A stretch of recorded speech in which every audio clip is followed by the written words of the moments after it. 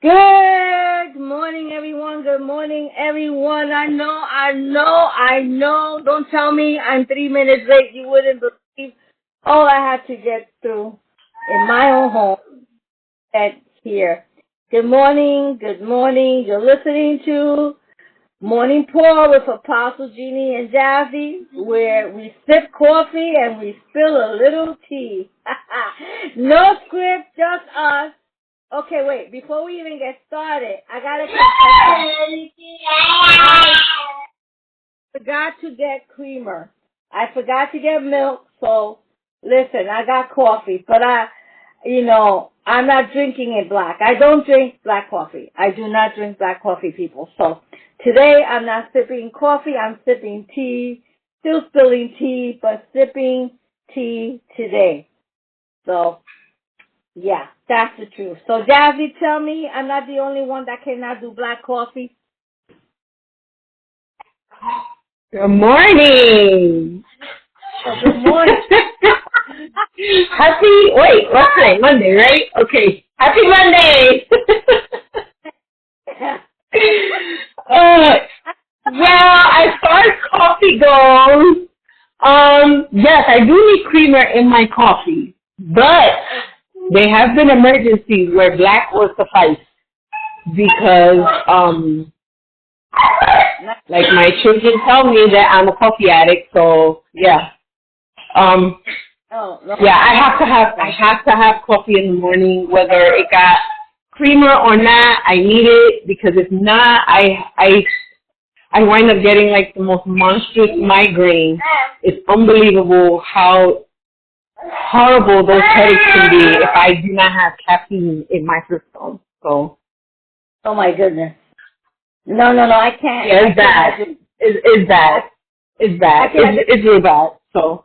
No, I can't do that. But listen, people, before we go on, I just want to let you know that if you hear cats, kids, or just life happening in the background, that's because this is real radio. This is real radio, so you're going to hear some stuff going on. Okay, you're going to hear some stuff going on. So, yeah, going back to that coffee stuff, there's no way. So I was just leaping tall mountains and hurdles just to get I realized, I said, wait a minute, where's my tea? I got to have tea. Listen, I realized this morning, I said, there's no creamer. Wait a minute. I ordered and I forgot to get milk and creamer. Like, what is wrong with me? Yes, that's the truth. So I'm having some ginger tea.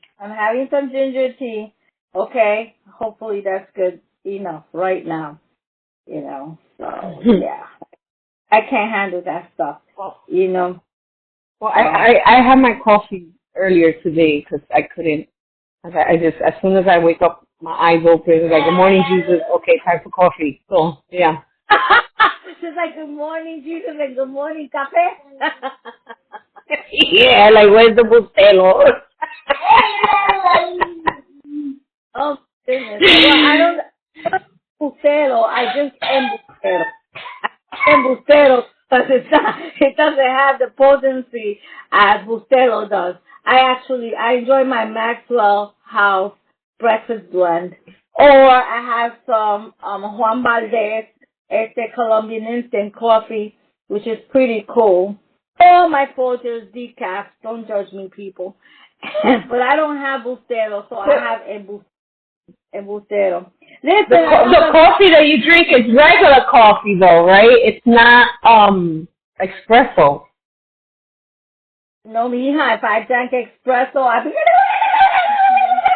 Okay, well, that's what I drink. I drink espresso coffee. And I know you're supposed to drink espresso coffee in a little teeny weeny cup. That doesn't work for me. We take the regular mug. That's for me. That's regular coffee. Regular. But that's the Puerto Rican way to do it. You make it. Yeah. And then you steam the milk. Oh my gosh! If I'm gonna have espresso coffee, it's gotta have. Don't you pour in some cold milk into my coffee? Listen, yo. Sorry, people. You know what's frustrating? Have you ever gone to one of those Like, I don't know, you got them down your way, Wawa or 7-Eleven, or, you know, I don't know what you have down your way, Quick Check, I don't know what you have down your way. Anyway, you go anywhere for coffee, and then they have everything set up in a little fridge, right? So it don't spoil, but then your coffee, by the time you pour in the milk or the cream or whatever, it turns into iced coffee. I cannot have, don't you give me espresso coffee and give me put cold milk in that. That's not, that's not good. That's not Puerto Rican. It's not happening. Yeah, no, the milk definitely needs to be steamed, yes. If I don't have creamer and I do have milk, I do heat up the milk. I steam it, I foam it. I cannot just pour milk directly into, I can't do that, because it turns into iced coffee. I don't like cold coffee. It tastes terrible when it's cold, so. Well, I like it if it was made to be. If it was made to be iced coffee, you put a little whipped cream on and all that good stuff. You know, people, hey, why don't you let us know how you drink your coffee? You could, if you're on the website, listening from the website, there's a little yellow box there, and you could instant message us there and let us know how you drink your coffee. If you're listening through Live 365 or TuneIn, then you could always message us to send us an email or just go on the website. You could email us at goodradiostation@gmail.com. If you have us on Facebook, you know, just inbox, say, share with us how you drink your coffee. You know, I got a verse of the day.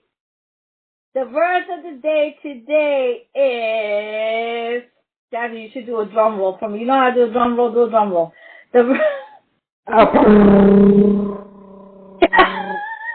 I can only last you so long.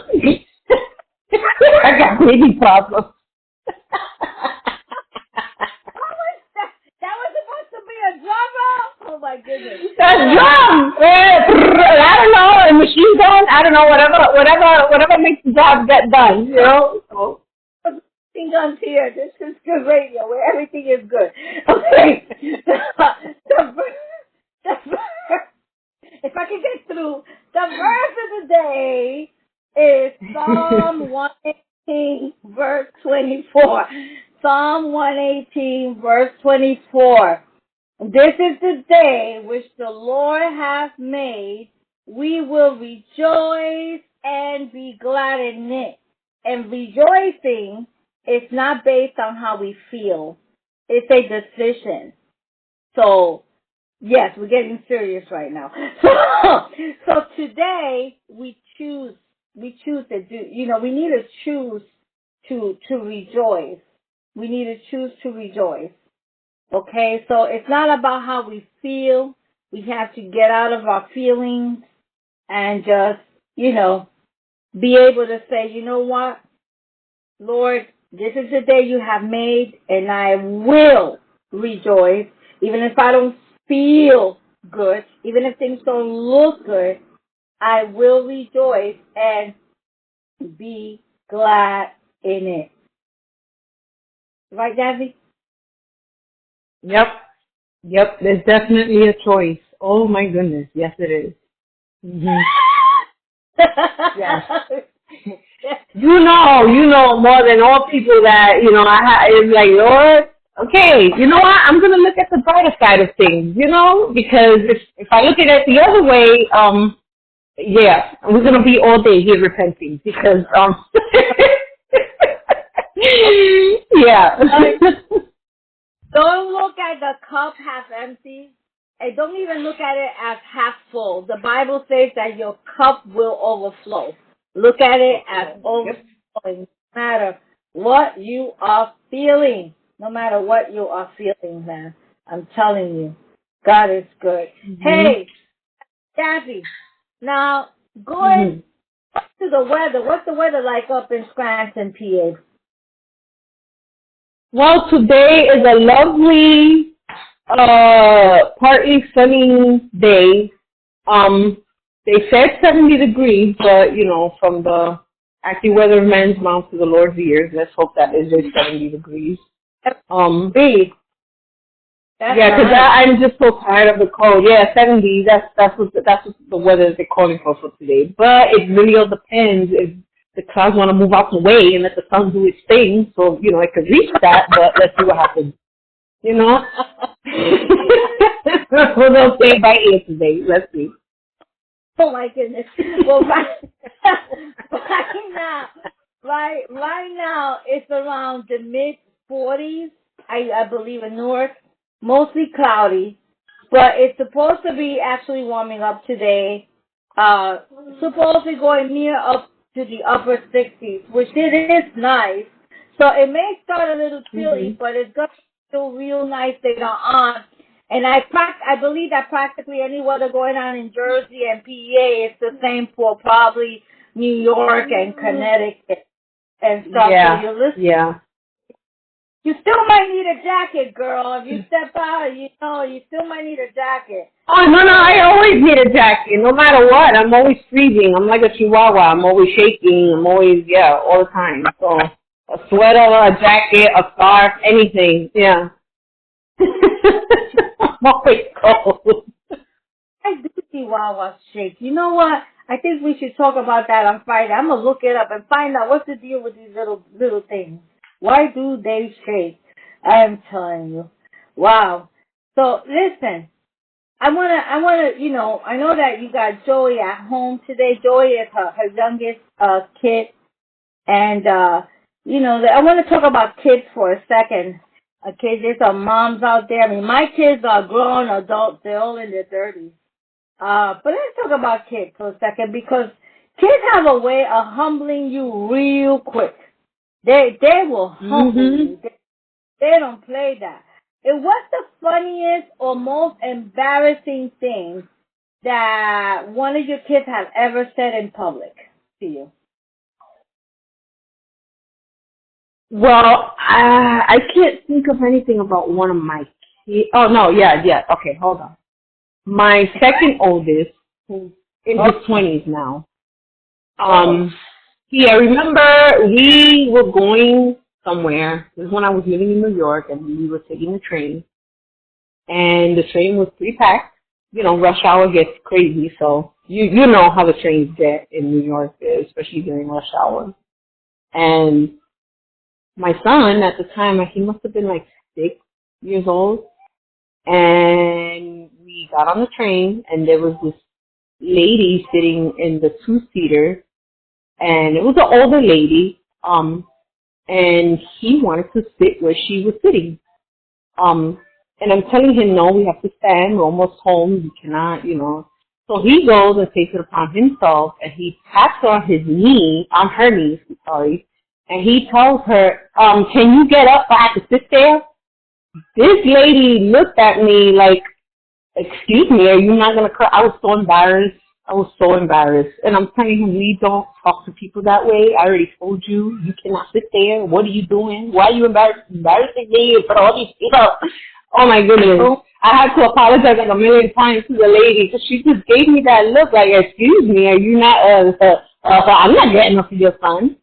She was an older lady. She looked tired. She looked like she was coming home from work. So, yeah, that was embarrassing. But I just said, wow. Yeah, I have other embarrassing moments, but they're not with my kids. They're actually with my cousins that I have babysat. My youngest brother on the train.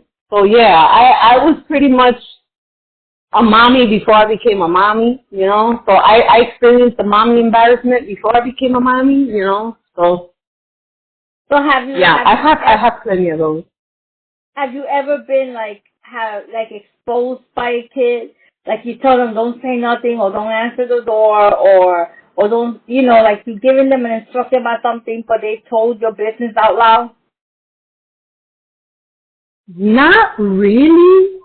My kids were pretty okay with that. Only because I was threatening them with the video games. I'm like, if you open your big mouth, some video games is going flying out the window like Superman. They wouldn't say anything. They didn't want that game going out the window. Please do not go down first.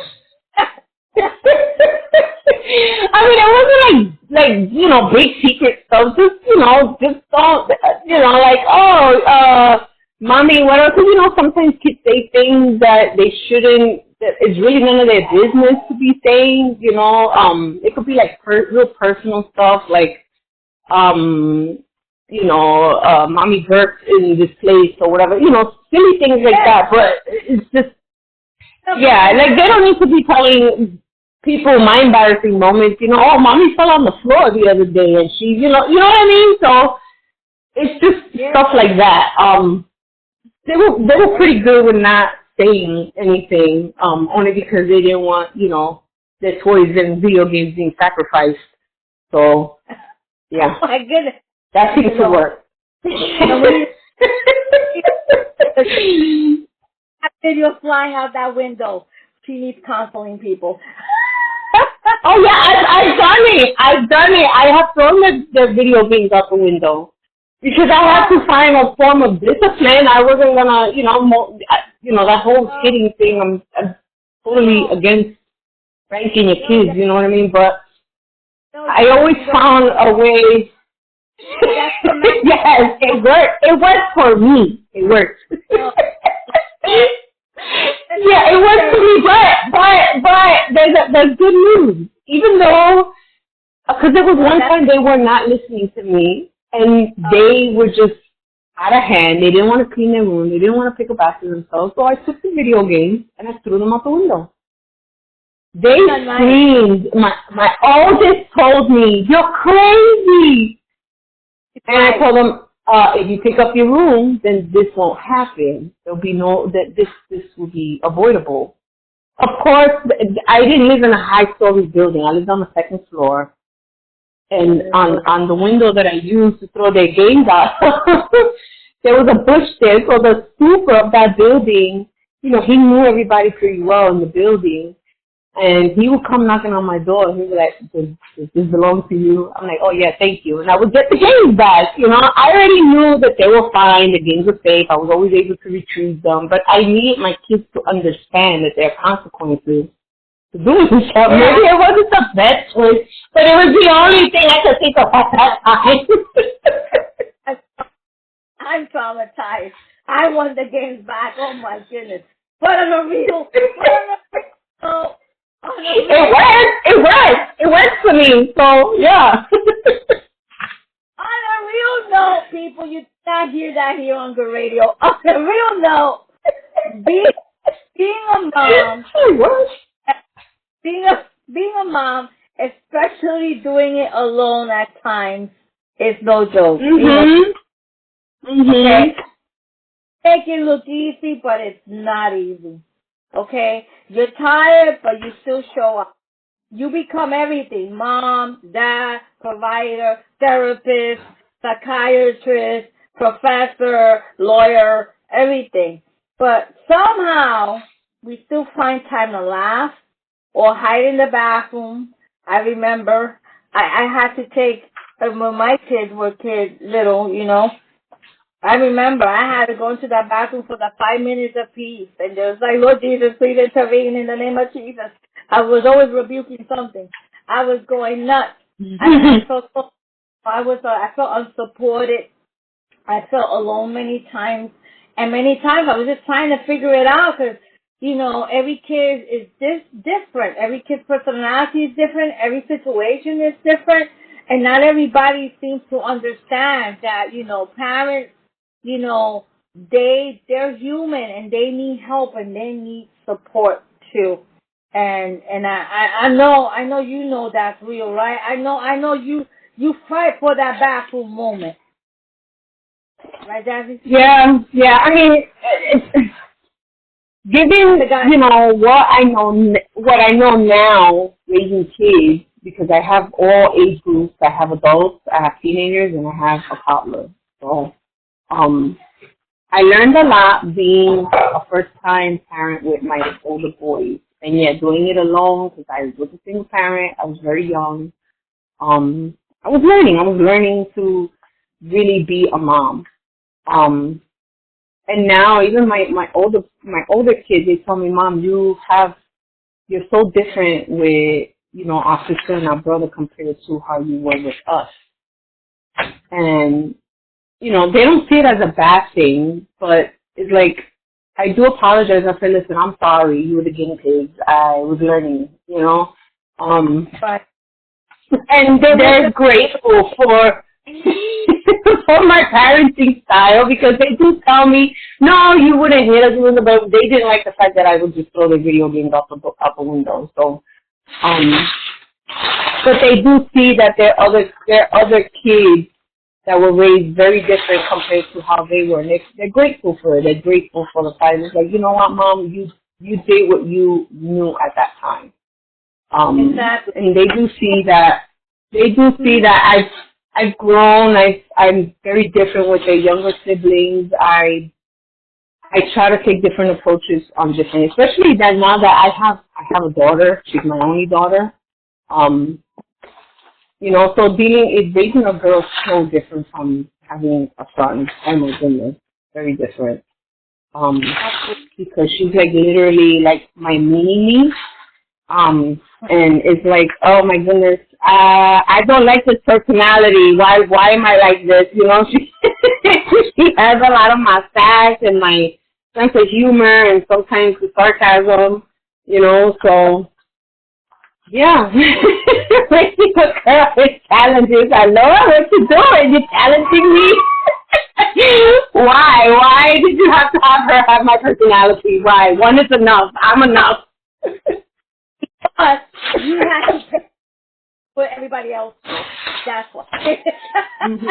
That's it's like, why? She must continue. The sassy must continue.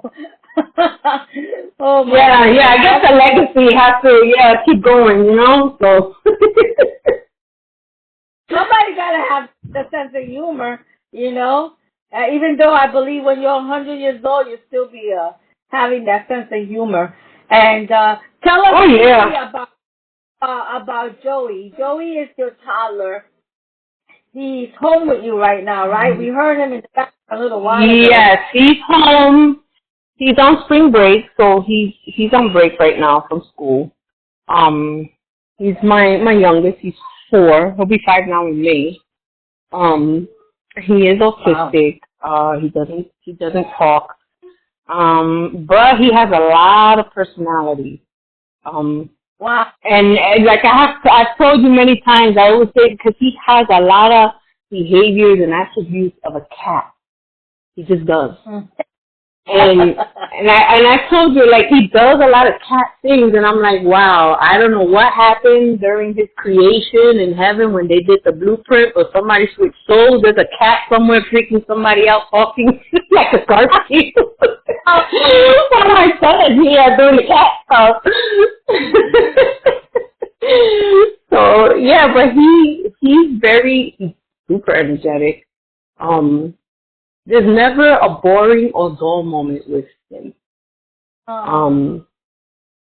And people who don't understand children with autism, because a lot of times when people hear autism, they just hear behavior problems that come with kids, especially nonverbal or non-speaking kids.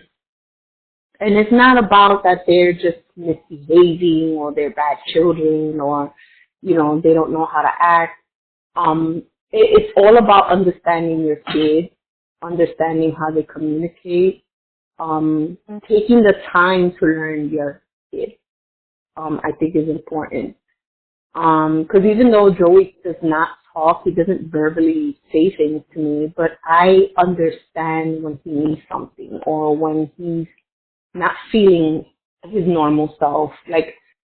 And he has his little ways of communicating with me. But this is why I say it's important to learn your kids. You have to learn how they communicate and learn how they do things so that you can understand them better. Because you as a parent, you're the only one that's really going to know your kid better than anybody.